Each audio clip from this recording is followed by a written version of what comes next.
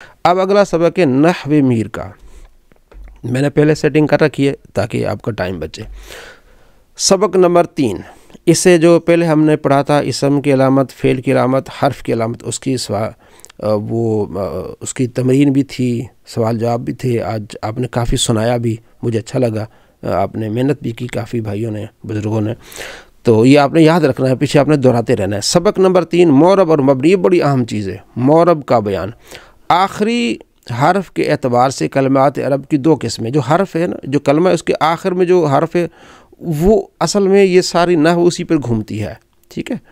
تو یہ کیا لکھا ہوا ہے، آخری حرف کے اعتبار سے کلمات عرب کی 2 قسمیں، معرب اور مبنی۔ معرب اور مبنی یہ بہت اہم چیز ہے۔ اب آپ کو معلوم ہو جائے گا کہ معرب کیا ہوتا ہے اور پھر نیچے ہے مبنی کیا ہوتا ہے۔ تھوڑا سا توجہ کی ضرورت ہے، انشاءاللہ یہ عقدے کھلتے جائیں گے، ٹھیک ہے۔ معرب، صلی اللہ علیہ محمد صلی اللہ علیہ وسلم، وہ کلمہ ہے معرب جس کا آخر عامل کے بدلنے سے بدلتا رہتا ہے۔ معرب یعنی عامل بدلے تو وہ بھی بدلے۔ عامل کیا ہے یہ دیکھیں، جاءنی، آیا میرے پاس زیدن، ٹھیک ہے، میرے پاس زید آیا۔ اب یہاں 2 پیش آگئی، جاءنی زیدن، رأیت زیدن، میں نے زید کو دیکھا۔ اب پہلے میں زیدن تھا، اب یہ زیدن ہو گیا۔ یہ کلمہ جو ہے نا یہ اس کا آخر بدل رہا ہے، جاءنی زیدن، رأیت زیدن، مررت بزیدن، یہاں کسرہ آ گیا، ٹھیک ہے۔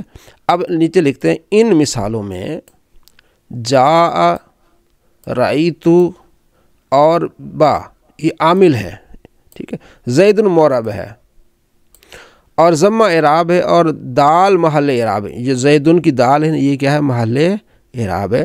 زید معرب ہے کہ کبھی فاعل بن رہا ہے کبھی مفعول۔ پہلی مثال میں جاءنی زید میں فاعل بن رہا ہے، وہ آگے ہم انشاءاللہ اس کو ڈسکس کریں گے، فاعل کیا ہوتا ہے، مفعول کیا ہوتا ہے۔ فاعل کام کرنے والوں کہتے ہیں، مفعول جس پر کام ہوا، کل بھی اس کی تعریف آپ نے پڑھ لی ہے تھوڑی بہت۔ تو یہاں پہلے میں فاعل بن رہا ہے، دوسرے میں مفعول بن رہا ہے، تیسرے میں مجرور بن رہا ہے، مررت میں گزرا بزیدن، زید کے پاس سے۔ اب یہ کیا ہے، یہ ہے زید، معرب ہے اس لیے اس کا آخر بدل رہا ہے۔ جو مبنی ہوتے ہیں نا اس کا آخر نہیں بدلتا، یہ اب اس کی مثالیں آ رہی ہیں۔ یہ سمجھنا آسان ہے، مشکل نہیں، بس آپ تھوڑا سا توجہ رکھیے گا کہ یہ مبنی کیا ہوتا ہے، ٹھیک۔ وہ کلمہ جس کا آخر عامل کے بدلنے سے نہ بدلے، بس الٹ ہی ہو گیا اس کا، جیسے آپ نے پڑھا تھا مرکب مفید غیر مفید، ٹھیک ہے نا، مفید کی تعریف کا پتہ چل گیا تو غیر مفید کا پتہ چل جائے گا۔ تو مبنی کیا، وہ کلمہ جس کے آخر عامل کے بدلنے سے نہ بدلے۔ تو معرب کیا تھا، وہ کلمہ جس کے آخر عامل کے بدلنے سے بدلتا ہے، اس کا نہیں بدلتا، جیسے ہا اولائے، کچھ بھی ہو جائے اس نے ہا اولائے رہنا ہے۔ اب یہ پریشان ہونے کی والی بات نہیں ہے کہ یہ کیسے پتہ چلے گا، یہ پتہ چل جائے گا، یہی تو ہم بیٹھے ہیں نا یہ پڑھنے کے لیے کہ یہ معرب ہے اور یہ مبنی ہے، ان کی تقسیم کی گئی ہے آگے کہ معرب کون سا، نیچے بھی اس کی وضاحت کی گئی لیکن کتاب میں بھی بہت کچھ ہے۔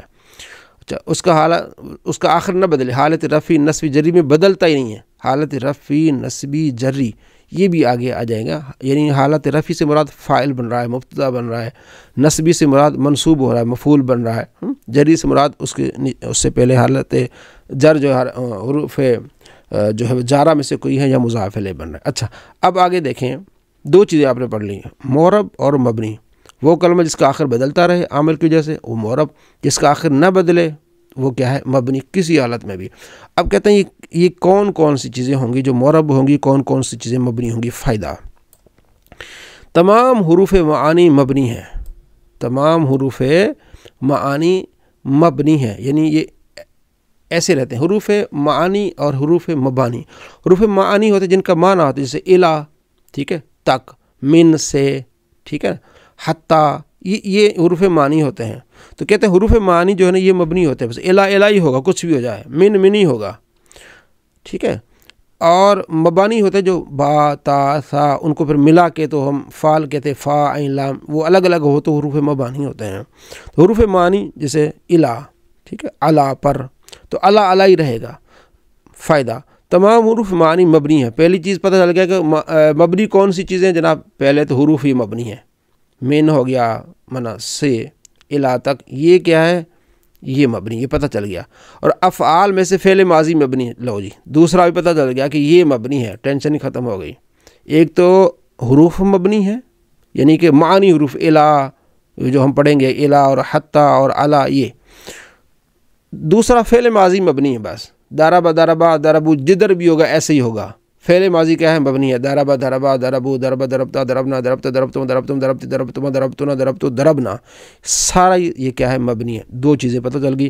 تیسرا فعل امر حاضر معروف، یہ بھی مبنی ہے. چلو تین چیزیں پتہ چل گئی کہ یہ چیز یہ اصل مبنی یہ ہے. اور فعل مضارع کے وہ صیغے بھی جن کے آخر میں نون جمع مؤنث آتا ہے وہ بھی مبنی، جیسے آگے ہم پڑھیں گے انشاءاللہ، یہ پریشان والی بات نہیں ہے. یضربنا تضربنا، ٹھیک ہے. نون تاکید ثقیلہ خفیفہ یہ بھی مبنی، یہ بھی آگے پڑھیں گے، اس کی کوئی ٹینشن نہ لیں. آپ نے صرف تین چیزیں یاد رکھنی ہے کہ تمام حروف، فعل ماضی اور امر حاضر معروف، ٹھیک ہے. اور فعل مضارع کے نون جمع کے صیغے، بس مؤنث، نون جمع مؤنث کے صیغے، تو یہ مبنی ہے. یہ چیز ہے ساری کیا؟ مبنی. ٹھیک ہو گیا. اب نیز، نیچے کہتے ہیں نیز خیال رہے کہ اسم غیر متمکن مبنی ہے. اسم غیر متمکن مبنی ہے، اور اسم متمکن جب ترکیب میں واقع ہو تو معرب ہوتا ہے. اچھا، اس میں غیر متمکن کون سا ہے؟ یہی تو ہم پڑھنے والے ہیں. اگلی صفحے میں اس کی قسمیں ساری آ جائیں گی. اس میں غیر متمکن، یاد رہے نیز کہ اس میں غیر متمکن کیا ہے؟ مبنی ہے. تو یہ اگلے صفحے میں ہمیں پتہ چل جائے گا وہ کتنے ہیں، بات ہی ختم ہو جائے گی. جب پتہ چل جائے گا یہ اتنے ہیں تو ہمیں معلوم کہ یہ اسم غیر متمکن مبنی ہے. اسم متمکن کا ہوتا ہے جس نے قرار پایا ہو، جو نام ہے زیدن. اسم متمکن جب ترکیب میں واقع تو معرب ہے، جیسے زید ہے، جب ترکیب میں ہوگا تو یہ کیا ہوگا؟ معرب ہوگا. ویسے جب ہم کہیں گے زید، کہیں گے زید، لیکن جب اس کو جانی زیدن کہہ کے یہ ترکیب میں آ گیا تو اسم ہے متمکن ہے، تو یہ کیا ہے جی؟ یہ معرب ہے.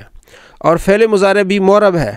یضربو تضربو اضربو نضربو معرب ہے. ٹھیک ہے. لن یضرب آ جائے گا، لم یضرب آ جائے گا، اس کا آخر بدل رہا ہے. جبکہ نون جمع مؤنث اور نون تاکید یہ مطلب یہ کیا ہوتی ہیں؟ یہ معرب نہیں ہوتی. یہ آگے جب آپ پڑھیں گے انشاءاللہ تو اس کا خلاصہ کلام یہ ہے کہ ان دو چیزوں، اسم متمکن مرکب مال غیر اور فعل مضارع مذکور کے سوا کلام عرب میں کوئی کلمہ معرب نہیں ہے، بلکہ ان کے علاوہ تمام کلمات مبنی ہیں. ٹھیک ہو گیا. یعنی کہ فعل مضارع اور اسم متمکن جب کسی کے ساتھ مل کے جملہ بنے تو یہ کیا ہے؟ معرب ہے. تمام باقی اس کے علاوہ تمام کلمات کیا ہے؟ مبنی ہے. اب آگے اسم غیر متمکن کی تعریف. اسم غیر متمکن وہ اسم جو مبنی اصل کے ساتھ مشابہت رکھتا ہے، جو اصل میں مبنی ہے، تمام حروف مبنی ہیں، ٹھیک ہے نا، تو اس کے ساتھ یہ کیا رکھے گا؟ مشابہت رکھے گا. تو اس لیے اسم غیر متمکن جو مبنی اصل کے ساتھ مشابہ رکھے، مبنی اصل، وہ تین چیزیں مبنی اصل، تمام حروف معنی، فعل ماضی اور فعل امر معروف. فائدہ، تین چیزیں مبنی اصل، وہی بات سمجھا دی آپ کو کہ یہ اسم غیر متمکن چونکہ وہ مبنی اصل کے مشابہ ہوتا ہے، اس لیے اس کو ہم کہتے ہیں کہ جناب یہ جو ہے وہ مبنی ہے. کتنی چیزیں مبنی اصل ہیں؟ فعل ماضی، فعل امر حاضر معروف اور تمام حروف، یہ تینوں چیزیں یہ کیا ہے؟ یہ مبنی ہے. اسم متمکن، اسم متمکن وہ اسم ہے جو مبنی اصل سے مشابہت نہیں رکھتا، بس مبنی اصل سے، یعنی نہ حروف سے مشابہت رکھتا ہو، الا، من، الا، ٹھیک ہے نا، الا، حتی، ٹھیک ہے، نہ فعل امر سے نہ فعل ماضی سے، ٹھیک ہے. اب زید ضرب سے تو مشابہت رکھتا ہی نہیں نا، زید قائم، ٹھیک ہے. تو اس لیے اسم متمکن کی تعریف، اسم متمکن وہ اسم جو مبنی اصل سے مشابہت نہیں رکھتا، اور اسم غیر متمکن جو مبنی اصل سے مشابہ رکھتا ہے. اسم غیر متمکن کی 8 قسمیں ہیں، جیسے ہی کل انشاءاللہ آپ کو پڑھیں گے نا. اب آج کی تھوڑی جو تھکاوٹ ہے نا، آپ کی تھوڑا سا جو ذہن میں تھوڑا سا بوجھ آ رہا ہے نا، وہ انشاءاللہ ایسے ہی رفو چکر ہو جائے گا آپ کا. کیونکہ جب آپ یہ ضمیریں پڑھیں گے نا لطف آئے گا. اچھا یہ تو ہم پڑھتے رہتے ہیں، رضی اللہ عنہ، رضی اللہ عنہا، ٹھیک ہے، رحمتہ، رحمت اللہ، یہ ساری کل انشاءاللہ آپ کو یہ چیزیں سمجھ آ جائیں گی کہ یہ کیا چیز ہوتی ہے. بس آپ اتنا یاد رکھنا ہے کہ ایک مبنی ہوتا ہے، ایک معرب ہوتا ہے.